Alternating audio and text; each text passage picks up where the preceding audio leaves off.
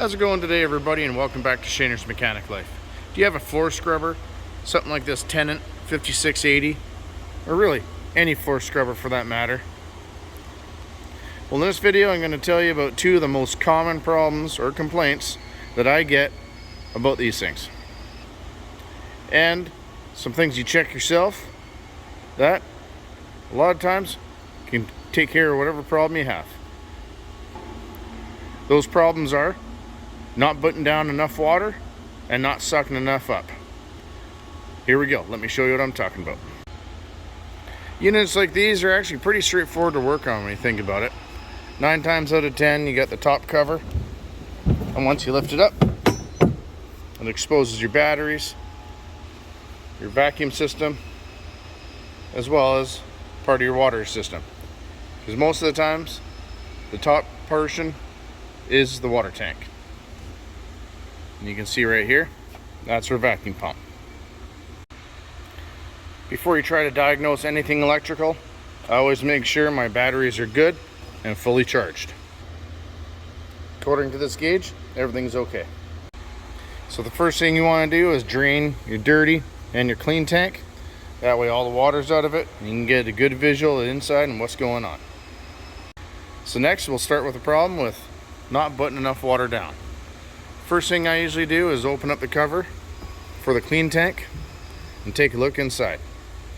Once you go inside, you want to take a look at that screen there. Make sure that's not full of dirt, sludge. I've even found rags and stuff blocking those. Next, go to the underside where all your hoses come out. Give them a visual check over. Make sure you don't see anything undone or crimped. These all look good. Next, you want to look at your main supply line, which is this one. Follow it down. You can see it comes to this. On the bottom of that, you've got a filter. It's more like a screen than a filter. Just spin the housing off. And you can see all the debris and sludge down the bottom. You want to clean that out. Make sure that wire mesh is nice and clean. And then you want to look at your pump. Make sure all the wires are hooked up to it, as well as any solenoids or anything like that where the water lines go to it. Make sure all the connections are on and your clamps are tight. And if you haven't found your water supply problem by now, it's going to take a little more diagnosing, possibly even wiring diagrams and some test equipment. All the tips I'm showing you here are just visual checks. Well, let's go on to the problem of not sucking the water up. Now, first thing with the vacuum system, you want to listen. Do you hear the vacuum when you start it up?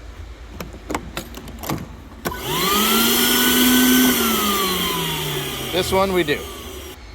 So if you don't hear the vacuum start up, go to your vacuum pump, check your connector, check the wiring, and see if you see any visual damage. If your vacuum pump's not turning on, most of these units have breakers. All you do is make sure none of them are pushed out. They should be in. If you see one of them sticking out further than the other, that means the breaker's popped. So make sure all the breakers are good. With this model at least, the pump won't start with the squeegees in the up position.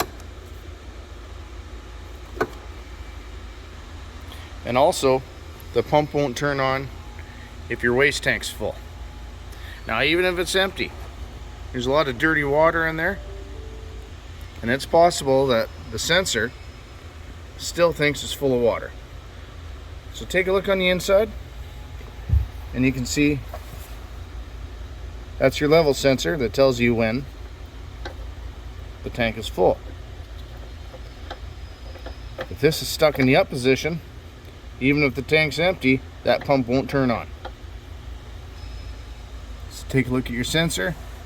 Like I said, make sure that float moves. And make sure everything's clean and there's nothing jammed in there.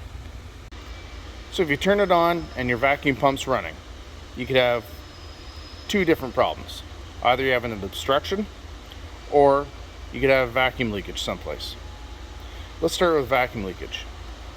Again, it's just a visual. That's your vacuum pump. What it does, it sucks in here. You got this rubber seal. You want to make sure that's not torn. And where it mates down here, you want to make sure all the surfaces are clean and it gets a good seal.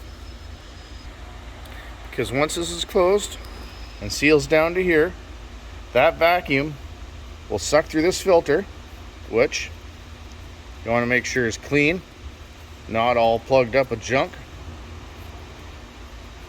So I'll suck through there and build a vacuum inside the waste tank, which in turn will suck your wastewater off the floor through this hose. This is where the hose hooks up, and the waste in this reservoir will pass over into here. You also want to make sure this screen is not full of junk and you can see through it. Next, you want to go down to your floor squeegee. You want to make sure the squeegee blades are in good shape. There's a blade here. You want to make sure they make good contact with the floor. That way you get optimal suction to come up this tube. Now, earlier in the video when I mentioned vacuum leakage, could be from these squeegees not sealing up. This vacuum hose could be cracked and leaking vacuum, or one of the most common things I've run across is in here. What you want to do is undo this hose clamp, pull your hose off, and take a look inside. You should be able to see the floor right through it.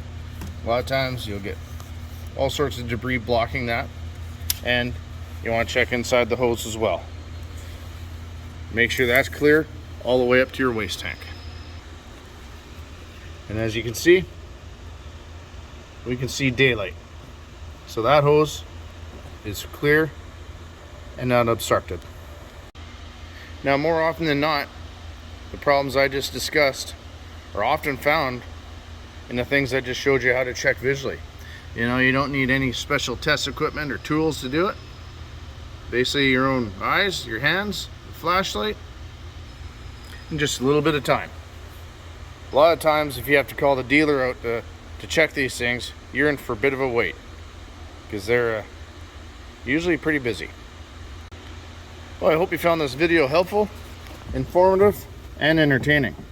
And I definitely hope it helps someone get their floor scrubber back in action without having to call the dealership. If you like that video, hit the like button. If you want to see more like it, hit the subscribe button and notification bell in the bottom right hand corner. That way you get notified when new videos come out. Well, that's it for tonight, everybody. Have a good night, and thanks for watching.